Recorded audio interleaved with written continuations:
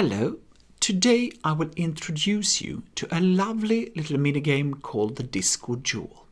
I got this minigame from the chess pedagogue Boris Brun in Hamburg. In this minigame you will train how the pawns move and how the knights move. You start from the following position.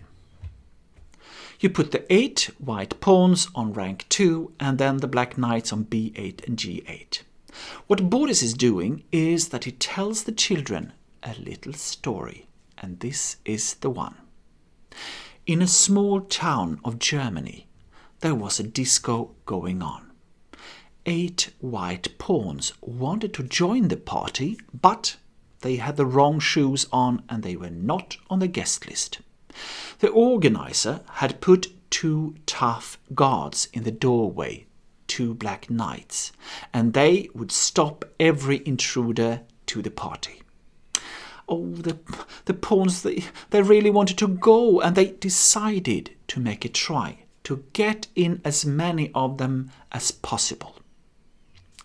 In this minigame, the white pawns will try to reach the 8th rank.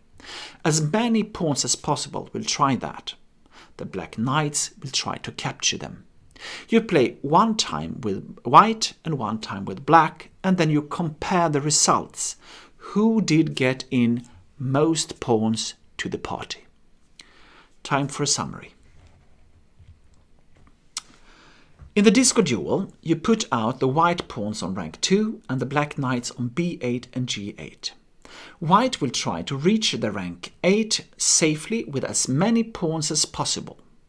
The black knights will try to capture them. You play once with white and once with black.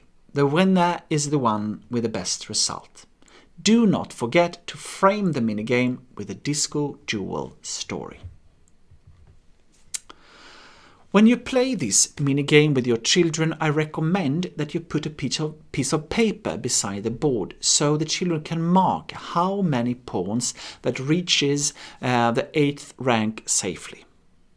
Before we stop, I will give you a little game of the Disco Duel. So white starts maybe with d4, and black will now try to capture as many of the white pawns as possible. If it's not possible to capture them immediately, then the black knight should try to block them, to find a position where they cannot move without being taken. In this position, the black knight on b8 has found a rather good square where it can protect the white pawns to reach the other side, and the other knight is going for a pawn hunt. You can see here that even so that black has managed to put up some kind of resistance here, the c-pawn is moving forward and it's a long chain of white pawns which make it not so easy for the black knights. But now the knight on e5 is blocking a lot of the pawns, so white has to move the c-pawn like this, and it will try to avoid being taken. The knight is trying to block. One pawn has reached the party, and I let them promote in our little game here, but normally you just leave them on the 8th rank, and when they have come to the 8th rank, they cannot be taken by the knights.